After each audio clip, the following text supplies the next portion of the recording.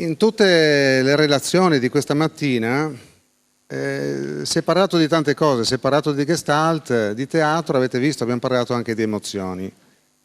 Allora, in questo momento io voglio farvi partecipi di un qualcosa che ho messo a punto in così tanti anni di ricerca. Sono, credo, 12 anni che mi dedico. Una buona parte del mio tempo è dedicata alla ricerca intorno alle emozioni. Non che capire le emozioni significhi capire tutto, perché un essere umano non è solo emozioni, come non è solo coscienza, come non è solo mente, non è solo corpo, non è solo ispirazione. Cioè un essere umano è veramente un qualcosa di complicato per certi versi o di complesso. Ma anni fa, sapete, questa ricerca iniziò perché in un corso di leadership, che è un corso dove noi entriamo molto in profondità, dove la gente si spoglia parecchio, dove la gente si mostra tanto, ebbi un'intuizione. C'era una donna che cercavamo di aiutare, che soffriva di attacchi di panico e aveva... È una persona molto sofferente, molto sintomatica, molto catturata, molto preda di vissuti pesanti, tragici. Una storia molto tragica, una madre alcolista, una vita dura. E fino allora io avevo sempre ricercato una specie di ipotesi traumatica, mi interessava molto capire i traumi, ero attento tanto ai traumi, come un po' una deriva di tipo psicanalitico dal punto di vista come modalità di pensiero. Ma lì mi resi conto che non c'era soltanto il trauma e che c'erano più emozioni. Questa persona aveva più emozioni complicate che vibravano in contemporanea. Ed era come se la sua coscienza fosse una pallina. Vi ricordate i flipper? Vi ricordate quando la pallina va tra un fungo e l'altro? Rimane come imprigionata nei funghi dei vecchi flipper. Mi resi conto che la sua coscienza non era libera. Allora rimbalzava di qua e di là. E allora dissi, ma non c'è solo il panico, questa persona ha anche un senso di impotenza. Dissi, ma che cos'è? Non è un trauma? Perché il trauma era l'esperienza di abbandono, l'esperienza di violenza intrafamiliare.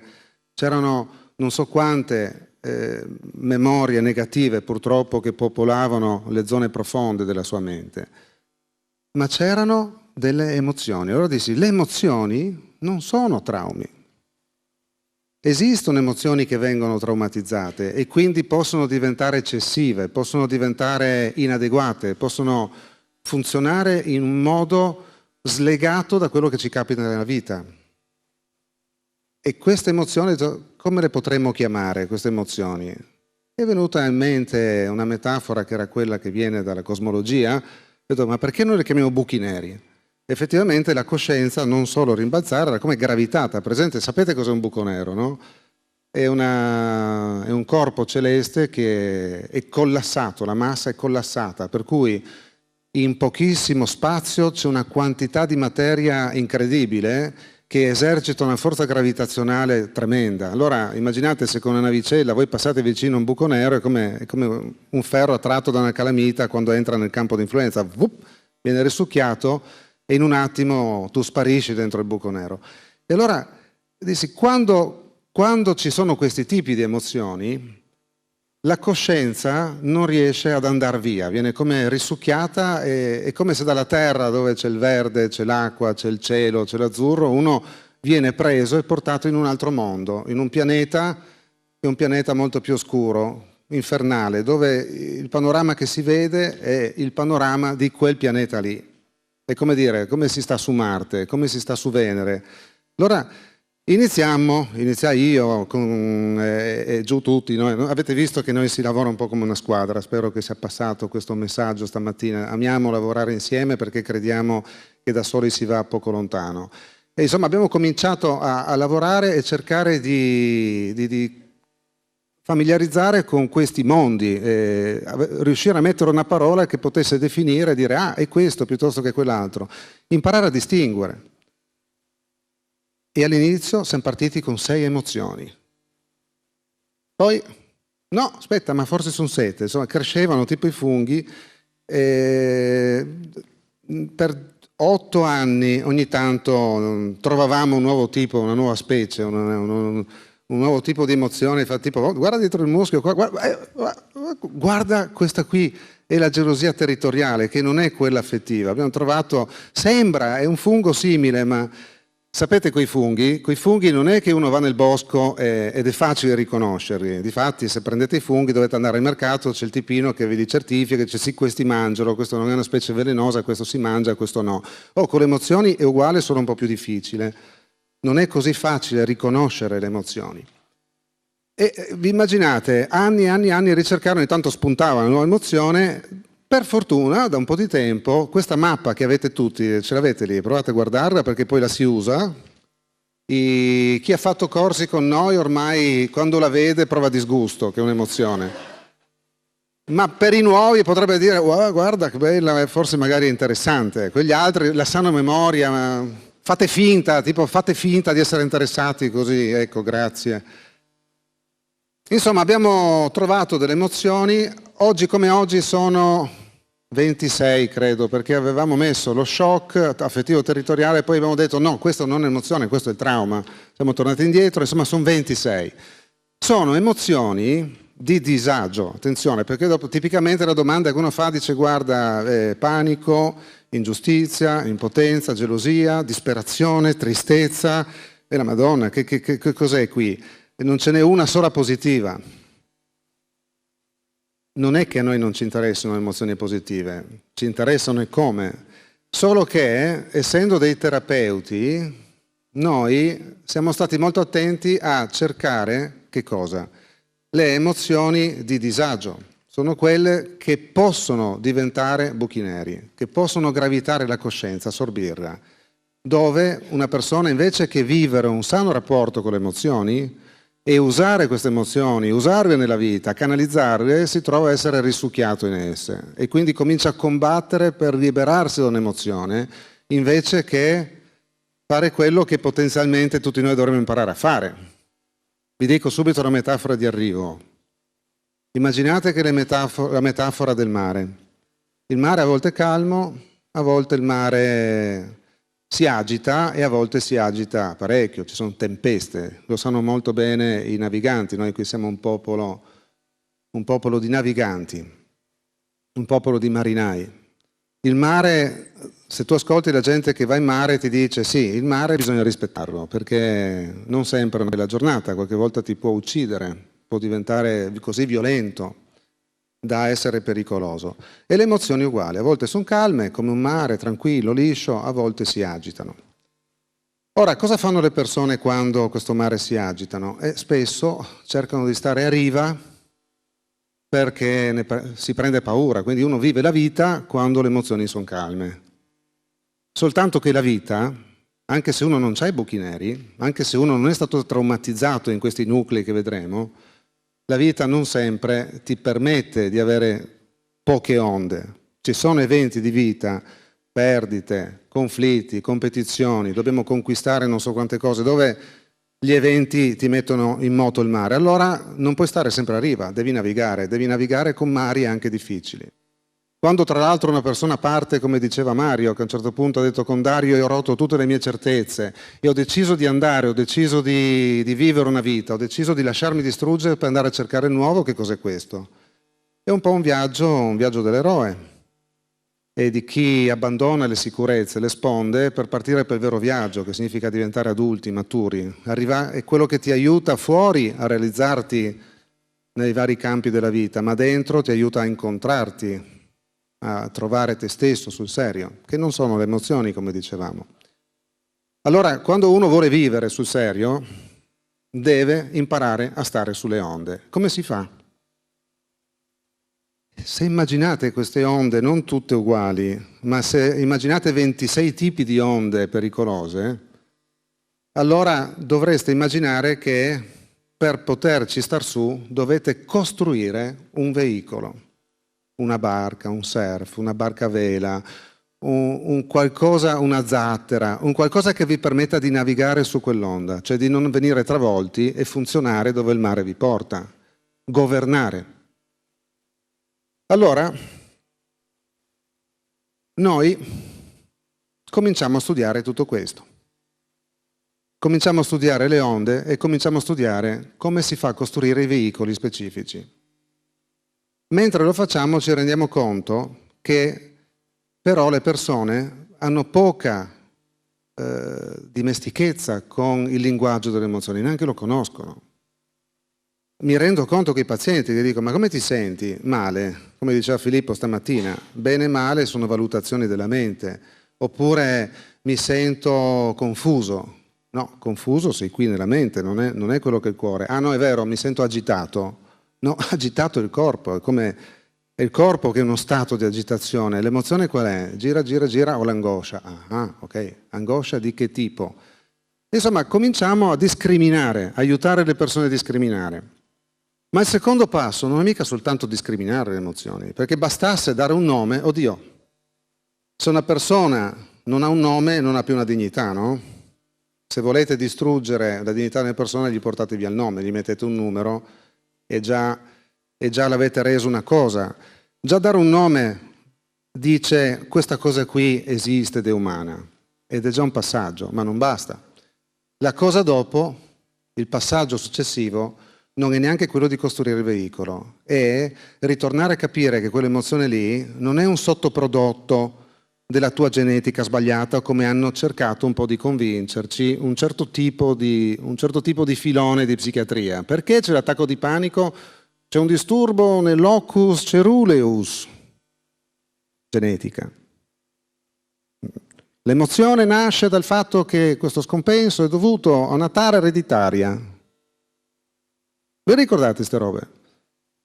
Eh no, noi dobbiamo capire che le emozioni sono tutte da benedire, tutte da accogliere con gratitudine, tutte stanno facendo qualcosa di importante, tutte fanno un qualcosa che noi non riusciamo più a capire, perché dopo migliaia e migliaia o milioni di anni di cultura, noi abbiamo perso il senso biologico, evoluzionistico delle emozioni. Allora dobbiamo riuscire a capire l'animale interno per poter smettere di giudicarlo e per cominciare a fare qualcosa con lui invece che contro di lui.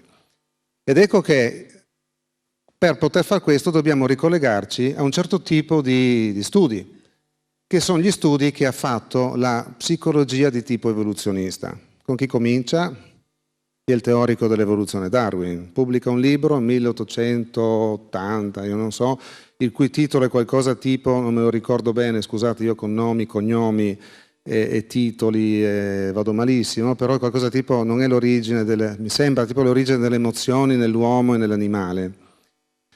Cosa dice? Dice che le emozioni sono il prodotto dell'attivazione di meccanismi di sopravvivenza. Un animale vede un predatore, cosa fa? Se ne sta lì tranquillo, sta brucando l'erba, vede il predatore, si attiva in lui una funzione del suo organismo che gli dice: attento, quel predatore ti può mangiare. Cosa vive? Uno stato di terrore, se il predatore è vicino. Cosa fa questo terrore? Lo porterà a fare tre cose. Lo porterà, se può, a scappare. Vedete, questo comportamento non è un comportamento che l'animale sceglie, è biologicamente determinato. È un determinismo, è come un meccanismo, tac, salta e si fa. Ma se l'animale non può scappare, cosa fa? Attacca. Qualsiasi animale, se lo mettete in un angolo, anche piccolo, lui, se non può scappare, userà le armi che la natura gli dà per poter difendersi dal predatore, e le userà proprio lì. Ma se è così piccolo, non può scappare, l'attacco sarebbe completamente inutile, farà una terza cosa. Fingerà, come diceva Henri Laborie, che è uno dei grandi teorici evoluzionisti, la morte apparente. Si paralizzerà. Avete presente quando un bambino viene abusato e c'è qualcuno che lo sta minacciando veramente? E l'emozione che tipicamente vive, cioè il comportamento, scusate, non l'emozione, cosa fa il corpo? Il comportamento del corpo, dentro c'è il terrore, ma tutto viene paralizzato, tutto viene bloccato, c'è un freeze e il corpo si paralizza. Dopodiché quella persona da adulta si giudicherà e si dirà di tutto dentro, perché dice: come ho potuto restare fermo invece che agire, sono un codardo, troverà delle modi tremendi per punire se stesso perché lì non ha reagito. Ma non è che non ha reagito come la natura vuole che tu reagisca, come reagisce qualsiasi animale se si trova senza poter scappare da un predatore troppo grande. È l'ultimo modo che ha quel modulo cerebrale. Capite? Allora, la psicologia evoluzionista, che guardate è molto determinista, no? Viene molto utilizzata da coloro che credono alla genetica per dire è tutto determinato, perché noi siamo animali, succede questo e questo, quando c'è quello stimolo reagiamo in questo modo. La psicologia evoluzionista in realtà è una grandissima risorsa, quindi grazie a Laborie, grazie a Konrad Lorenz, grazie a colui che ha scoperto la cosa dei tre cervelli, di cui adesso non mi viene in mente il nome, qualcuno me lo ricorda, MacLean, grazie a Paul Ekman che adesso sta studiando, è vivente, sta studiando come le emozioni si vengono mostrate sul viso e quindi ti dimostra che c'è una cosa determinata, il volto non è una cosa culturale, in tutte le culture il volto esprime quell'emozione. Il teatro è teatro proprio perché quando Mario esprime quell'emozione nel corpo, che uno sia negro, cinese, thailandese, capisce quel linguaggio perché è lo stesso identico linguaggio che usano tutti i corpi umani, perché questo è determinato geneticamente. E allora uno dice, ma allora noi siamo degli esseri senza scelta, siamo non determinati. Questa è una fregatura tremenda, una svista tremenda, che tanti psicologi culturalisti, sono quelli anche dell'area umanistica, Rogers, Maslow, Bern, lo stesso Fritz Perls, tendono come a negare un po' questa zona di animale interno dove siamo un po' determinati biologicamente. Come dire, no, noi con la cultura possiamo, noi non siamo animali, noi possiamo contrastare. E chi l'ha mai negato? Certo, dovremmo costruire questo veicolo, dovremmo costruire un veicolo culturale, delle strutture dentro di noi che ci servono a navigare su queste emozioni. Noi siamo condannati, se vogliamo evolverci, a far sì che la nostra mente abbia strumenti per stare in rapporto con le emozioni. Ma dov'è la svista? Uno o l'altro? No, non uno o l'altro, tutti e due. Allora cosa tiriamo fuori di buono da Darwin? Tiriamo fuori di buono che comprendiamo qual è lo slancio sano del nostro animale interno. Quando noi soffriamo di disorientamento, o quando siamo tristi, o quando siamo disperati, o quando siamo gelosi, o quando soffriamo anche di una crisi di panico e siamo lì a bestemmiare, a arrabbiarci con noi stessi perché ci sentiamo dipendenti da qualcuno, e dice, no, io non posso sopportare che uno sta 3 metri più in là, voglio sempre avere contatto, ma guarda come sono dipendente, ci arrabbiamo con noi, invece che giudicarci, noi dobbiamo capire cosa quell'emozione sta cercando di fare per sopravvivere. Quindi le emozioni, grazie agli psicologi evoluzionisti, grazie veramente, diventano dotate di senso, diventano dotate di logica. Vi ricordate quando c'è stata quella cosa, sì, dobbiamo essere razionali, non irrazionali. Come dire, le emozioni sono irrazionali. Falso! Le emozioni sono razionali di brutto, solo che seguono una logica che è la logica della natura, non la logica della cultura.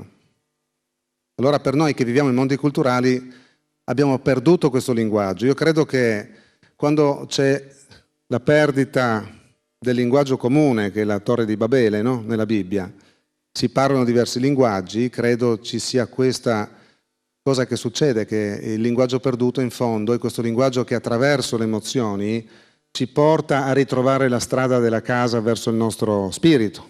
Noi dobbiamo comprendere le emozioni. Guardate, questo c'è un altro tipo di psicologia che è quella non culturalista o non evoluzionista, ma è quella esistenziale e spirituale.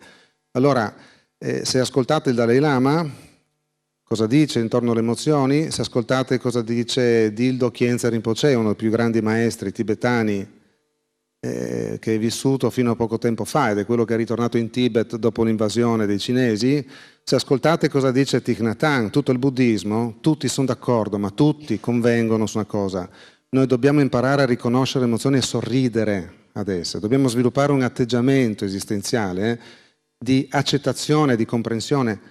Dobbiamo imparare a diventare esperti di queste emozioni. C'è anche chi in campo spirituale si mette così, tipo dice no, io sono spirituale. Le emozioni no, sono cose degli animali, io no. Sono quelli che meditano ma non vanno quasi neanche a fare la spesa, quelli che non vivono, che non vanno a ballare. No, non è così, non è così. Questo è un abuso esistenziale. C'è una chiave esistenziale dove sviluppiamo atteggiamenti di accettazione e comprensione e ci colleghiamo col senso delle emozioni. Allora noi gestaltisti parliamo di unfinished business. Che cos'è? È un dolore che uno porta dentro di sé perché questo tentativo dell'animale di risolvere un qualcosa è stato interrotto. Allora quell'emozione continua ad avere quello slancio che è interrotto. Quando noi facciamo una terapia veramente efficace, aiutiamo l'organismo emotivo a chiudere quella gestalt. Facciamo un esempio con la tristezza. La tristezza cosa serve? Qual è il senso dell'emozione della tristezza? Questa società la permette la tristezza? No, ti dicono sul modello americano, un po' nordamericano, tu devi essere sempre sorridente. Te lo dicono proprio, smile, smile, devi sempre sorridere. Ma se uno ha perduto qualcuno di importante, secondo voi, sorridendo tipo socialmente, basta? No, devi sorridere per accettare, ma devi abbracciare questa tristezza. Cosa vuol fare la tristezza? La tristezza è un po', le onde di tristezza che abbiamo dentro di noi, sono come un mare che cerca di restituirti tutti i tesori che si sono coltivati in te nella tua mente profonda, quando in quel rapporto d'amore con quella persona, con quel posto, tu hai potuto nutrirti. Conosci una persona, la ami, è un rapporto straordinario, tu cresci, maturi, perché si cresce nelle relazioni, non da soli, e nell'amore si cresce, poi questa storia da qualche parte finisce per morte, finisce per separazione. E la tristezza che fa? Vuole recuperare tutti questi tesori, te li vuole portare come un mare caldo di onde, di pianto, ti arrivano le onde e quando l'onda si ritira sulla spiaggia trovi o un'anfora o una moneta d'oro, o che cosa sono? Sono tutti gli apprendimenti cresciuti in te in quella storia d'amore. Allora capite che paralizzare la tristezza o chiamarla depressione è quasi un crimine esistenziale, non si può. Non si può. Non si può pensare che bisogna essere sempre felici. Smile! No, a volte bisogna accettare la tristezza, affrontarla con leggerezza, ma accoglierla, piangere. Ecco che un terapeuta, Gestalt, se trova una persona che ha fatto un lutto importante e si è trattenuto, si è congelato, non si è permesso di essere triste, metterà in scena questo e lo aiuterà a piangere tutte le lacrime, lo aiuterà ad accettare la tristezza. Mentre fa questo, quella persona costruisce, vedete, elabora, permette a questa gestalt di chiudersi e quindi tutti i tesori vengono a galla e uno dice ma sì, ti ho perduto ma in realtà sei sempre con me, come diceva Sant'Agostino, sono solo lì dall'altra stanza. E al tempo stesso io comincio a costruire un veicolo culturale che è come si naviga sulle onde della tristezza. Ah, bisogna saper piangere, bisogna saper essere aperti, bisogna saper ritirarsi, bisogna saper stare con se stessi quando si è tristi, bisogna saper prendere l'aiuto degli altri, ma qualche volta anche stare con la persona che non hai più e poter essere lì, poter piangere, è una cosa che bisogna saper imparare a fare. Allora, ognuna di queste emozioni ha bisogno di un addestramento, ha bisogno che tu costruisca un veicolo specifico per poter cavalcare quell'onda. Allora, se lo sai fare, che succede? Che prendi il surf, ci sono delle onde anche forti nel mare, sono onde che altre persone dicono no, aspetta, no, oggi no, io non esco perché questo mare è impossibile, questo viaggio qui no. E con quelle onde una persona dice, prende il surf giusto, va nel mare e fa un viaggio e quindi vive la vita pienamente, continua a nutrirsi, a scambiare dove altri si fermano. Per cui questo è quello che noi cerchiamo di realizzare attraverso lo studio delle emozioni, aiutando nei vari, avete visto, abbiamo varie aree, cerchiamo di diffondere nella cultura e per le persone degli strumenti di conoscenza di emozioni e degli strumenti per poter costruire questi veicoli che ci permettono di navigare anche in mari apparentemente impossibili.